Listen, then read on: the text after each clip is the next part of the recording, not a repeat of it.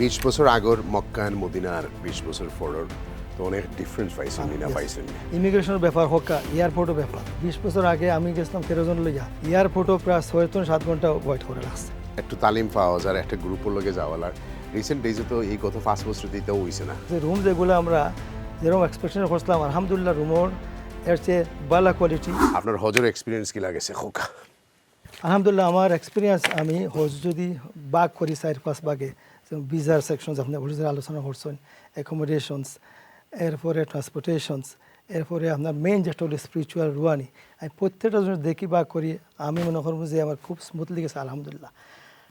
আমি স্মুথলি কাজ করছি, কিন্তু আমি যেটা মনে করি যেহেতু আমি আপনার একটা অর্গানাইজেশন চালাই এর পিছনে যারা আমরা লইয়া গেছেন তারা খুব বেশি ডঙ্কি আবার দিছেন, যার ফলে আমি মনে করি আমরা একটা ইজিলি আমরা ট্রান্সপোর্টেশনের কোনো সমস্যা হয়েছে না, আমরা অ্যাকোমোডেশনের কোনো সমস্যা হয়েছে না আলহামদুলিল্লাহ।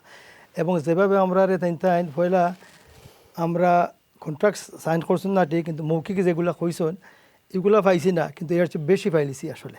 তো 20 বছর আগর মক্কা আর মদিনার 20 বছর পরের তো অনেক ডিফারেন্স পাইছেন না পাইছেন না? আলহামদুলিল্লাহ অনেক ডিফারেন্স। মিনার অবস্থা দেখছেন অনেক ডিফারেন্ট, টয়লেটের অবস্থা ইম্প্রুভমেন্ট দেখছেন, সব জায়গাতে তো ইম্প্রুভমেন্ট, ট্রেন হৌকা আর সাফা মারোয়া হৌকা জেহাতো হৌকা সব জায়গাতে তো ইম্প্রুভমেন্ট। কোন জিনিস আপনারা বেশি অ্যাট্রাক্ট করছে এইবার হজো? মনে একটা ব্যাপার আছে যে একটা হইল যদি আপনি যদি ইমিগ্রেশনের ব্যাপার হোক এয়ারপোর্টের ব্যাপার 20 বছর আগে আমি গেছিলাম 13 জন লইয়া, আমার ফার্স্ট বাচ্চা ছোটো বাচ্চা 3 বছর, এরপরে 5 বছর, 11 বছর, 12 বছর, 16 বছর লইয়া গেছি, আর মা আসলা বোন 5 জন আমরা আসলোকে আসলাম। এয়ারপোর্টও প্রায় 6-7 ঘন্টা ওয়েট করে লাগছে। এগুলা সবচেয়ে বড়। এখন তো টার্মিনাল অনেক কিছু বাড়াইছে, আর আগে তো পাসপোর্ট বাস্কেটের মাঝে এটাই ফেলাইতো ফকিরুল্লাহ খান আলহামদুলিল্লাহ। বাট এখন যেটা সিগারেটও খাইতা 20 বছর আগে অনেক বইয়া ডেফিনেটলি সিগারেট খাইতো কাউন্টারও বইয়া, এটা অনেক হজ ব্যবসায়ী হয়তো জানেন না, কারণ আমরা যখন 2004-5 গেছি তা অলরেডি লম্বা সিগারেট খাইতে বইয়া হইয়া। বাট ইফিরাজ একটা হইছে ইফিরাজ সব আউদেশ একই ব্যবস্থা করছে বাংলাদেশ আমরা ব্যাপারে ইমিগ্রেশনটা তারা বাংলাদেশে খুলিছে আমরা হিনুল আমার ফরেও তারা স্মুথলিভাবে আমরা বাসে উঠছি। বাসে উঠে রাস্তা যে একটা কেউ আপনার ট্রাফিকরে কন্ট্রোল করতে পারতো না। 1.7 মিলিয়ন মানুষ আমি যদি আপনার লোকে অ্যাড করি বিগত 5 বছরে, এইবার একটু মজা করেই মাথা যার, কারণ একটু তালিম পাওয়া যায় একটা গ্রুপের লগে যাওয়ালার রিসেন্ট ডেজে তো এই গত 5 বছর দিতেও হইছে না। আপনি গেছেন তোমার দিশা আর আল্লাহ খান গিয়া কোন হোটেলে রাখবো কোন না, তো এটা তো আপনি আর জানেন না, যখন রুজুক থেকে বুক দিয়েছেন লটারি লাগাইয়া, কিন্তু বিচারও করার নাই, সেউরে কমপ্লেন দেওয়ার নাই যে অমুকে আমার কইসলা 3 স্টার দিলে 5 স্টার, হিনো গিয়ে এক রুমও 3 জনও তাকরা, এগুলো আপনি রিয়েলাইজ করছেন না করছেন না?